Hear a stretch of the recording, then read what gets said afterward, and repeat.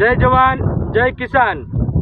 આજે સાયલા તાલુકાના ખીટલા ગામે આજે ગુજરાત રાજ્યમાં સબ નકલીની ભરમાર ચાલી રહી છે, ત્યારે ડુપ્લિકેટ ખાતર હોય, ડુપ્લિકેટ બિયારણ હોય, ડુપ્લિકેટ રાસાયણિક દવાઓ હોય, ખેડૂતોને જે લૂંટવા માટે સબ ડુપ્લિકેટ આજે ગુજરાતમાં વેચાઈ રહ્યું હોય, ડુપ્લિકેટ આઈપીએસ અધિકારી હોય, ડુપ્લિકેટ ટોલ ટેક્સ નાકા હોય, ડુપ્લિકેટ ડેપ્યુટી કલેક્ટર કચેરીઓ હોય, દરેક જગ્યાએ ગુજરાતમાં અત્યારે ડુપ્લિકેટ દરેક જગ્યાએ ડુપ્લિકેટનું વાત સંભળાઈ રહી છે। ત્યારે આજે અમે કેટલા જ ગામની મુલાકાત લઈ રહ્યા છીએ। ત્યારે હમણાં જ 3 દિવસ પહેલાં આપ સૌએ સાંભળ્યું છે કે સડિયાળી ગામમાં પણ એક નર્મદા એગ્રો ઇન્ડસ્ટ્રીઝ કંપની દ્વારા સડિયાળીના ખેડૂતોને પણ એક ડુપ્લિકેટ ખાતર આપી અને 500 વીઘાથી વધારે ખેતરમાં સદંતરે પાક આજે બળી ગયો છે। ત્યારે આજે મેં કેટલા જ ગામની મુલાકાત લેતા અહીંયા પણ કેટલા ગામમાં ચેમ્પિયન કંપની દ્વારા આ પણ એક વડોદરાની એક કંપની છે, એના પણ આજે રાઘાભાઈ નામના ખેડૂતને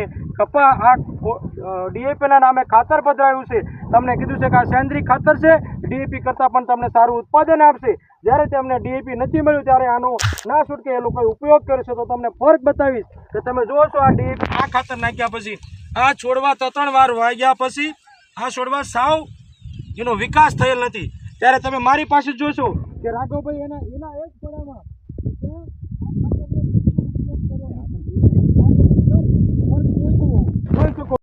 ગોદડભાઈ ગામ કેટલા કેમ આ તમારા ખાતર તમે વાયુ શું નુકસાન થયું? કપા બળી ગયા અને ખાતરમાં કેમિકલ વધી ગયું। હા, અને ડીએપી જ્યારે જરૂર હતી પાયામાં નાખવાની એ વખતે ડીએપી મળતા નથી। પછી ખેડૂત શું કરે, જરૂર હોય એટલે નાખવું પડે ગમે એ રીતે કરીને। આવડા ફેરિયા ભટકાઈ જાય ખેડૂતને, ખેડૂએ લઈ લીધું। ખેડૂતને તો શું છે કે આ બધું ખાતર એક જ હોય એમ। તમે એ વખતે તમારા પાયાનું ખાતર નાખવાનું હતું, હા, ત્યારે ડીએપી હતું તમે બધા દુકાને ડેપોએ બધા આંટો માર્યો છે ને? કેટલા ધક્કા ખાધા તમે? 3 ધક્કા ખાધા, ક્યાંય ખાતર નતું? બરાબર,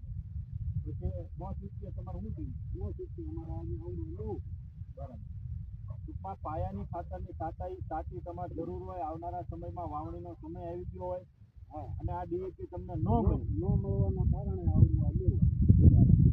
તો મિત્રો, જે સરકાર માન્ય ડેપો અને દુકાનેથી જે ખાતર સરકારી છે એ ટાઈમસર ખેડૂતને ન મળવાના કારણે આવું ડુપ્લિકેટ ખાતર લેવા માટે ખેડૂત મજબૂર બન્યા છે। મજબૂરની સામે અત્યારે હાલની પરિસ્થિતિ એવી છે કે આ ખાતર વાપર્યા પછી પાક સદંતર નિષ્ફળ છે, એમાં બીજો કોઈ પાક ઉગતો પણ નથી। આવા લેભાગુ તત્વ દ્વારા સરકારની ખોરી નીતિના કારણે આજે ખેડૂતને રાતા પાણીએ રોવાનો વારો આવ્યો છે। ત્યારે આમ આદમી પાર્ટીની ટીમ વતી અમારી લાગણી અને માગણી છે કે એક તો જગતનો તાત, ઉપરથી વરસાદ નથી અને દેવોમાં વર્ષોને વર્ષ ડૂબતો જાય છે। હજે પણ સરકારની એવી ક્યાંક નીતિ છે કે હજે પણ ખેડૂત વધારેમાં વધારે દેવોમાં ડૂબવા માટે પૂરા સરકાર માત્ર ને માત્ર આવા ડુપ્લિકેટ ભરમારના કારણે। તો અમારી મુખ્યમંત્રી અને પ્રધાનમંત્રી સુધીની રજૂઆત છે કે તાત્કાલિક અસરથી આવા લેભાગુ જેટલા પણ તત્વો હોય, જેટલી પણ કંપની હોય ને ઉપર તાત્કાલિક બેન કરવામાં આવે અને જે પણ આ ખેડૂત ભોગ બન્યા છે એમને તાત્કાલિક અસરથી એમના વળતર તાત્કાલિક ચૂકવવામાં આવે, જેથી કરીને નવો એ પાક થઈ શકે, એવી અમારી લાગણી છે। અમને આનો ખર્ચો આમાંથી અમને વળતર મળે, નકર અમારે એમાંનો 3 ગણું બિયારણ ગયું છે।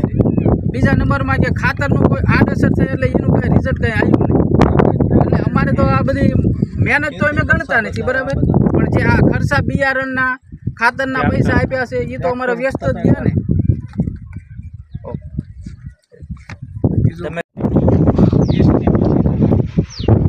ખાતર લઈ લીધું છે અને આનો ભોગ બન્યા છે। સરકારને અમારી વિનંતી છે રિપોર્ટને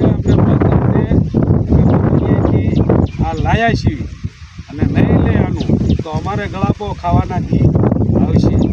કયું કામ તમારું? ગામ કેટલા આના તાલુકો, મારું નામ અશોકભાઈ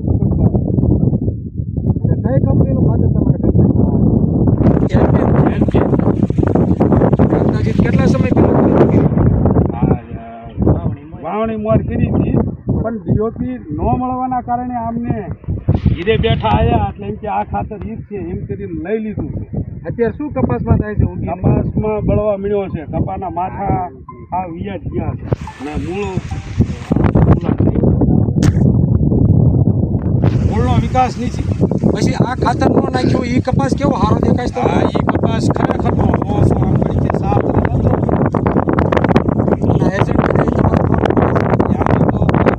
અને જગતના તાજ સાથે મિત્રો જ્યારે અન્યાય થયો હોય ત્યારે અમારી લાગણી આ તંત્ર સાથે છે કે તમે એક પણ વ્યક્તિને છોડવાની વાત નથી કરતા.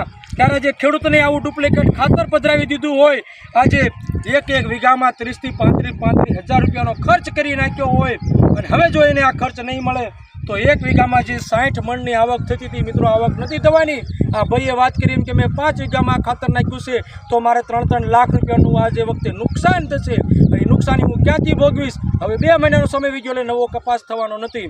ત્યારે મેં કીધું એમ તંત્રને મારી લાગણીને માંગણી છે કે આ ગુંજાવડા ગામના અને સાયલા તાલુકાના જે પણ ખેડૂત સાથે અન્યાય થયો છે એના તાત્કાલિક તમે એક્શન લેશો, એના પગલાં ભરશો અને ગુંજાવડા ગામને આ કંપની ધરતીના પાતાળમાં હોય ત્યાંથી પણ શોધીને લાવો અને મારા ગુંજાવડા ગામના ખેડૂત સાથે જે અન્યાય થયો છે એ તમામ ખેડૂતને એને જે પણ એને મજૂરી કરી છે મજૂરી સાથે એનું તમામ વળતર મળે એવી આશા અમે રાખ્યું છે. ગુંજાવડા ગામના તમામ ખેડૂતોને એક જ લાગણીને માંગણી છે કે કોન્સ્ટેબલથી માંડીને સ્ટેટ કલેક્ટર સુધી તમામ અધિકારીઓને, ખેતીવાડી અધિકારી હોય, વિસ્તરણ અધિકારી હોય કે ગ્રામ સેવક હોય, અહીંના પીએસઆઈ હોય કે કલેક્ટર કચેરી હોય, તમામ અધિકારીઓને અમારી બે હાથ જોડીને નમ્ર વિનંતી છે કે ગુંજાવડા ગામના ખેડૂતોને તમામ વસ્તુનું મિત્રો વળતર અને જે પણ એની માંગ છે એની પૂરી કરવામાં આવે એવી આશા રાખું છું. જય હિન્દ, જય માતાજી, જય જવાન, જય કિસાન.